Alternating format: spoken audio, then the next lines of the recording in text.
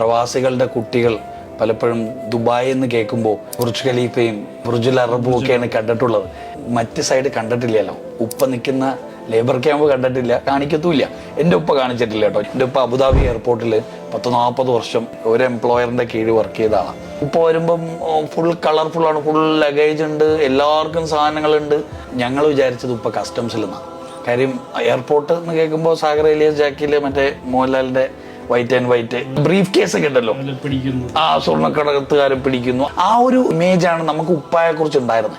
എന്നെ ആദ്യമായിട്ട് എൻ്റെ എഞ്ചിനീയറിംഗ് പഠനത്തിന്റെ ഇടയിൽ അദ്ദേഹം ഇവിടെ കൊണ്ടുവന്ന് ബനിയാസിൽ അദ്ദേഹത്തിന്റെ അക്കോമഡേഷൻ കണ്ടപ്പോൾ ഉപ്പ ബങ്കർ ബെഡിന്റെ ഏറ്റവും ടോപ്പിൽ ഉപ്പ കിടന്ന ഇടം മാറി എനിക്ക് തന്നപ്പോൾ ഞാൻ മേളിൽ കയറി ബങ്കർ ബെഡിന്റെ ഉപ്പ താഴെ. അപ്പൊ എനിക്ക് മനസ്സിൽ ഭയങ്കര ഭാരമാണ്. കാര്യം ഉപ്പ താഴെ കിടപ്പാടെ മേളിൽ ഞാൻ കയറി കിടക്കാം.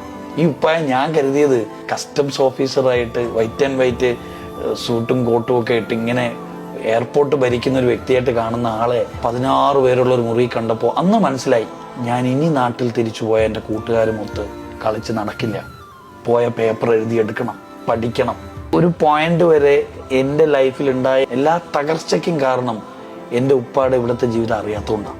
ഞാൻ ഇപ്പോഴും പറയും, അത് മാതാപിതാക്കളുടെ കയ്യിലാണ്. പ്രവാസി മക്കളെ അറിയിക്കണം എൻ്റെ ജീവിതം എന്താണ്, ഞാൻ കിടക്കുന്ന ഇടം എന്താണ്, കഴിക്കുന്ന ആഹാരം എന്താണ് ഒക്കെ പറഞ്ഞു കൊടുക്കണം.